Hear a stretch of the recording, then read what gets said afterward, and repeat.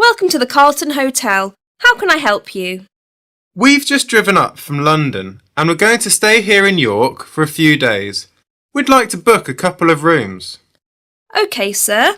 So for how many nights is that? We'll be leaving on Monday morning, so let me see, that's 3 nights? And you said 2 rooms. Who are the rooms for? I'm here with my wife and 2 kids. They are 9 and 11. Sorry, 9 and 12. The eldest has just had his birthday. So we'd like 1 twin room for the kids and another double for my wife and I. OK, well, we've got 2 rooms available, both en suite. Great. How much are they per night? Let me see. The twin room is £40 per night and the double room is £50 per night. OK, that sounds reasonable. So what is the total for 3 nights for both rooms? Let me check. That will be a total of £270. And that includes everything? Yes, that price includes tax. OK. Can I pay by credit card? Yes, sure. You'll need to pay for the first night now, and you can pay for the other nights when you leave. Or you can pay for all 3 nights now. I think I'll just pay for everything now, as we'll definitely be here till Monday. OK, that's fine. I'll just need to take some details from you to confirm the booking. Can you give me your full name? Yes, it's Michael Fernsby. That's Fernsby. And what's your date of birth, please? The 15th of October, 1968. The 5th of October, 1968? No, the 15th. Oh, OK, sorry. And can you give me your address? Sure, it's 273 Stanton Court. That's Stanton. London WC2D 5JB. WC2D 5JB? Yes, that's right. And your telephone number? My mobile number is... Hold on, just let me check. I can never remember it. Ah, here it is. It's 08773 879 456. OK, those rooms are booked for you then.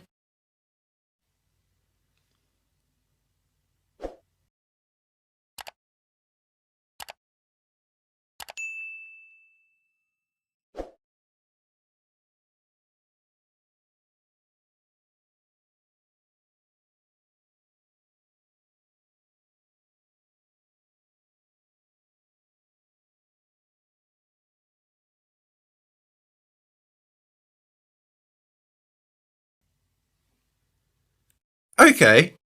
I know we're a bit out of town here. Can you give me some information about getting into the centre of town? We'll probably head in tomorrow. Well, you could drive in, but the parking is not great in town. It's difficult to get a space and is quite expensive if you're staying there all day. Yes, we're thinking of going to look around some of the shops and to look at the wall around the city. So we'll probably be there most of the day. In that case, you're probably best taking a taxi or the bus. How much is a taxi? Into town it will be about £12. Actually, no, I'd say it's around £15. Fares have increased recently. We can book it here for you and it will pick you up outside. It only takes about 10 minutes. Right, I see. What about the bus? How much is that and where does it go from? It's only £2 per person.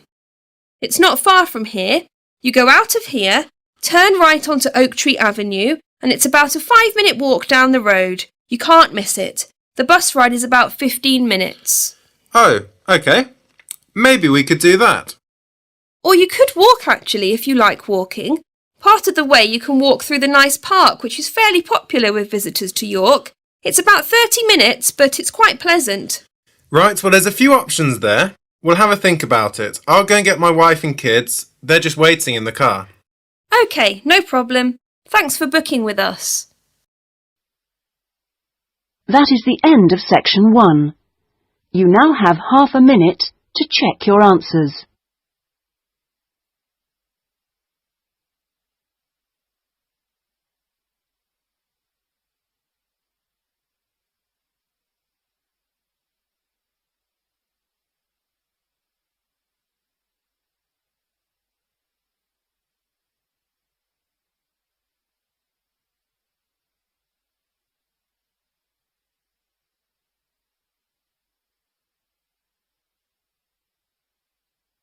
Now turn to Section 2. Section 2. You will hear a woman talking to a group of students about volunteering opportunities with her company, Time Abroad. First, you have some time to look at questions 11 to 14.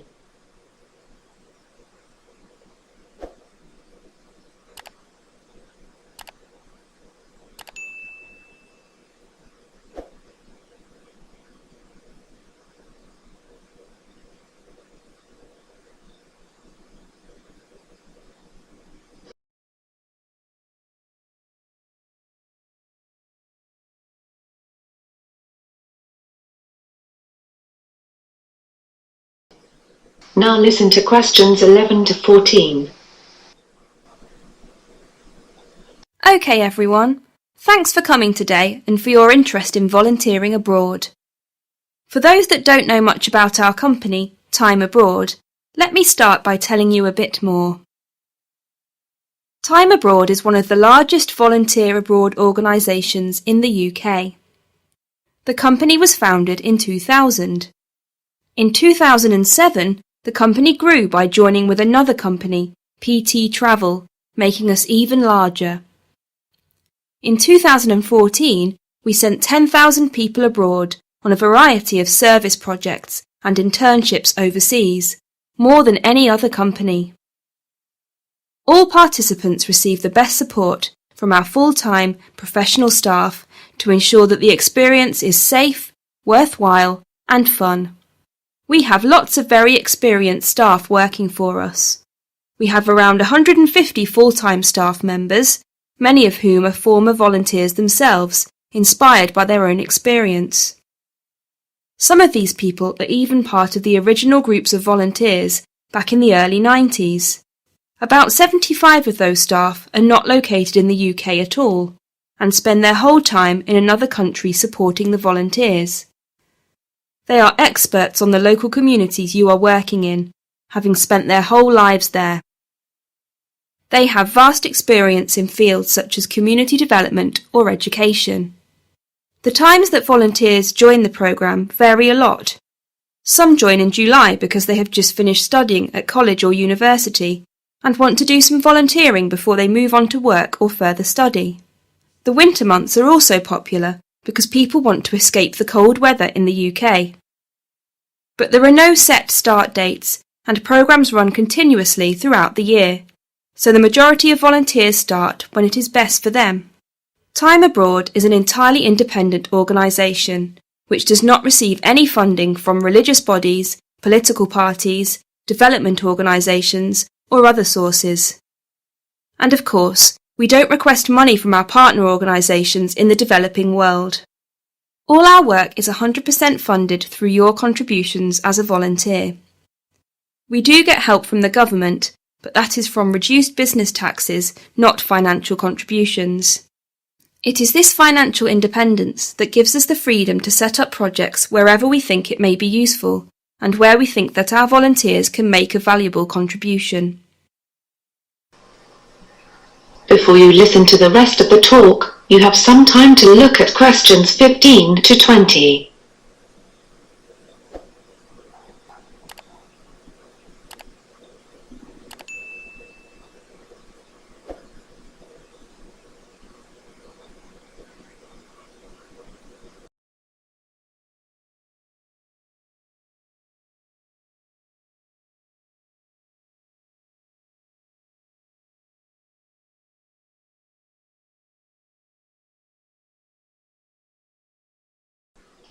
Now listen to questions 15 to 20.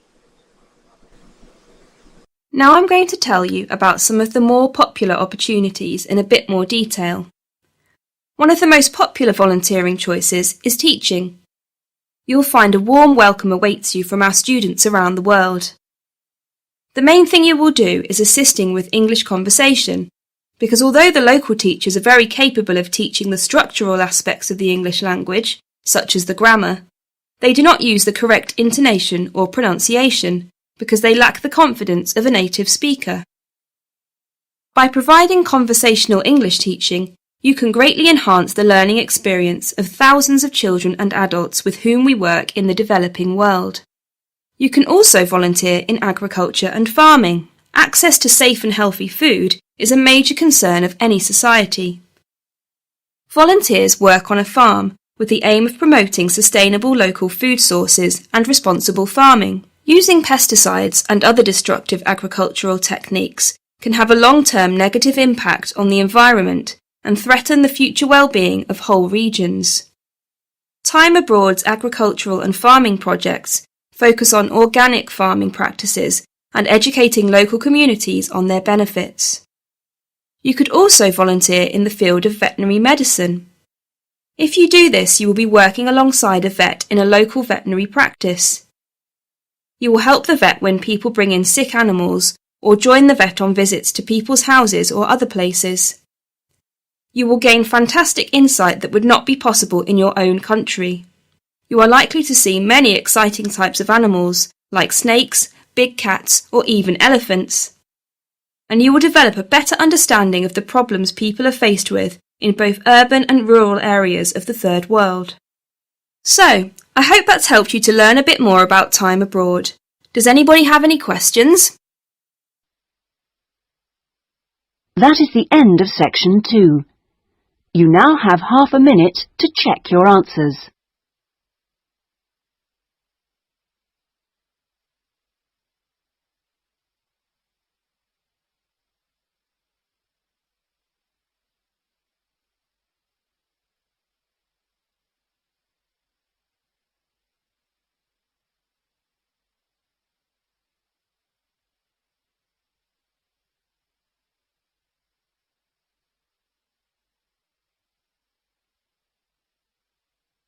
Now turn to section 3. You will hear a woman inquiring about a media studies program. First, you have some time to look at questions 21 to 25.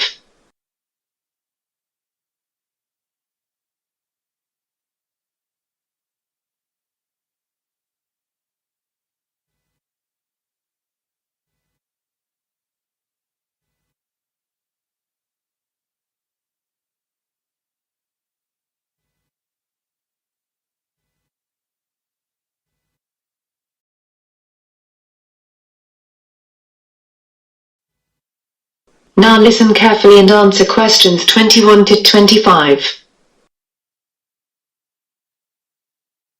I'm looking for some advice about doing a master's degree in media studies. Am I at the right place? Yes, my name's Mark. I'm head of the Media Studies course. Nice to meet you. And you are? I'm Louise. Nice to meet you too. So how can I help you? Well, I've seen the prospectus for the course, but I'm still a bit confused about a few things and about some of the options for studying. What's your situation at the moment? Are you working? Yes, I've been working as a journalist for a local newspaper for the last 3 months. Prior to that, I had 2 jobs in the media, at a small local radio station for about 2 years and at a TV station for about 4 years. So I've worked in media for about 6 years in total. Okay, well that's useful if you want to do the course. What's your motivation to do further study? I enjoy my job a lot at the moment, but I feel the opportunities for promotion are quite limited. It's not that I think a master's will help with this though. I'll probably leave my job, maybe to go into TV or something, but basically I think wherever I end up going in the future, employers prefer to see someone with postgraduate qualifications these days. And are you intending to study full-time? Well, I'd really like to keep working as I need an income. What are the options for me if I want to work while studying? You could do certain modules over a number of years if you like. It's up to you how many you do. Basically, you get credits for the ones that you complete. People usually do the Masters in anything from 18 months up until 4 years. It depends on your time. If you wanted a fixed schedule and attendance and did it part-time, then that would be a total of 3 years. So what's the admission criteria to join the course? Well, there are a few things that are useful but not essential. But there are some requirements. Usually to join a Masters, people must have a bachelor's degree. But we are prepared to overlook this if someone has enough work experience. But you must have one or the other. It's useful if you have research experience as you have to complete a thesis, but we can train you on this if not. It is essential that you have motivation if you want to join the course, as it is very demanding. Before you hear the rest of the conversation, you have some time to look at questions 26 to 30.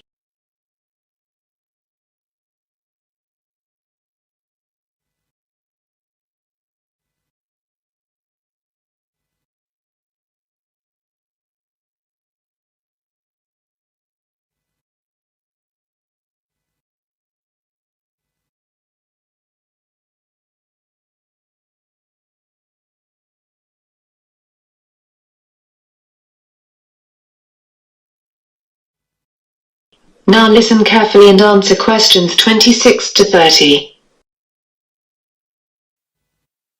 What about the costs for the course? The fees for a year if you are studying part-time are £2,250. No, sorry, they've gone up this year, £2,400. Of course, you are paying for all other living costs. Is there any kind of bursary or scholarship available to help with the fees? Yes, there are things available, but you have to meet the criteria to get funding. Often, though, the university will actually contact you about funding. Universities have a certain budget available to provide funds, so they will look for the best students and offer them something if they think they will be suitable. You would have to have a firm offer in place to join the course, though, before you'd be considered for any funding. Where can I go to find out more about it? The best place to look for information about funding is on our university website. All the details about whether you're eligible, what help is on offer, and how to apply will be there. If you can't find the information you're looking for, you can always come and speak to us again, and there will be a number you can ring. OK, thanks for that. And is it easy to get hold of you if I need to speak to you further? Yes, I'm here most days, but you can always phone the office first to check. It's best to book an appointment in case I'm not around. That is the end of section 3. You now have half a minute to check your answers.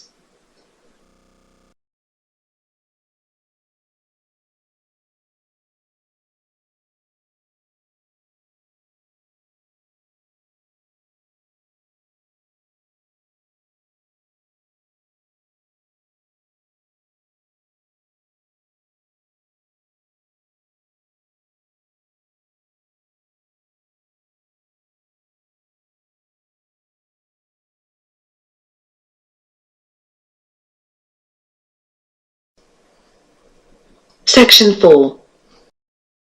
You are going to hear a lecture about the history of Indian railways.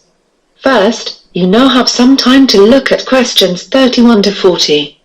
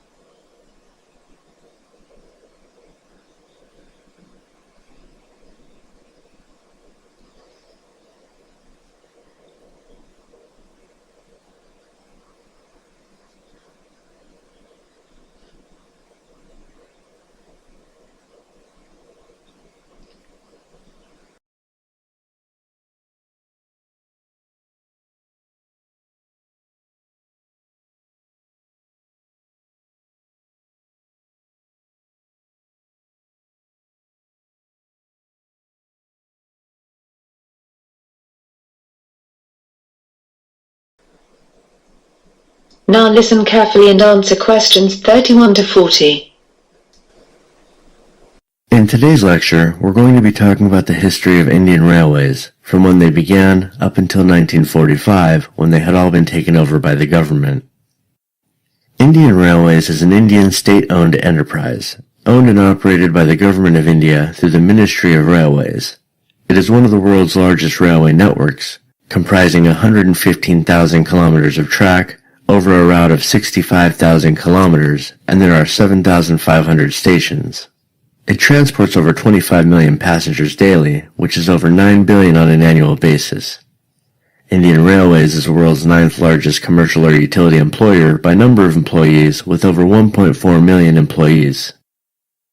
The history of rail transport in India began in the mid-19th century.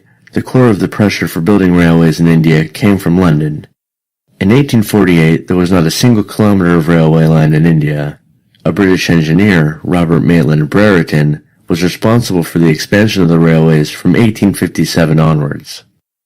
The Allahabad-Jabalpur branch line of the East Indian Railway had been opened in June 1867. Brereton was responsible for linking this with the Great Indian Peninsula Railway, resulting in a combined network of 6,400 kilometers. Hence it became possible to travel directly from Bombay to Calcutta. This route was officially opened on the 7th of March in 1870, and it was part of the inspiration for French writer Jules Verne's book Around the World in 80 Days. At the opening ceremony, the Viceroy Lord Mayo concluded that if possible, at the earliest possible moment, the whole country should be covered with a network of lines in a uniform system. By 1875, about £95 million were invested by British companies in Indian railways. By 1880, the network had a route mileage of about 14,500 kilometers, mostly radiating inwards from the three major port cities of Bombay, Madras, and Calcutta. By 1895, India had started building its own locomotives, and in 1896 sent engineers and locomotives to help build the Uganda railways. In 1900, the Great Indian Peninsula Railway became a government-owned company. The network spread to the modern-day states of Assam, Rajasthan, and Andhra Pradesh, and soon, various autonomous kingdoms began to have their own rail systems.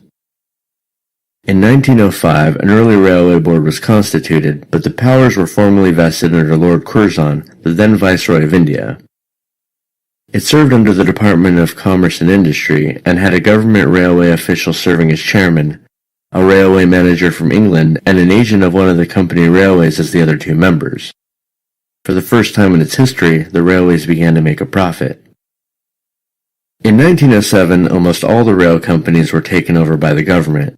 The following year, the first electric locomotive made its appearance, and with the arrival of World War I, the railways were used to meet the needs of the British outside India, but with the end of the war, the railways were in a state of disrepair and collapse. In 1920, with the network having expanded to 61,220 kilometers, a need for central management was mooted by Sir William Ackworth, a British railway economist. Based on the East India Railway Committee chaired by Ackworth, the government took over the management of the railways and detached the finances of the railways from the other government revenues. The period between 1920 and 1929 was a period of economic boom. There were 66,000 kilometers of railway lines serving the country. The railways represented a capital value of some 687 million sterling, and they carried over 620 million passengers and approximately 90 million tons of goods each year. Following the Great Depression, the railways suffered economically for the next 8 years, and the Second World War severely crippled the railways. Starting in 1939, about 40% of the rolling stock, including locomotives and coaches, was taken to the Middle East. The railway workshops were converted to ammunitions workshops, and many railway tracks were dismantled to help the Allies in the war. By 1946, all rail systems had been taken over by the government. That is the end of section 4. You now have half a minute to check your answers.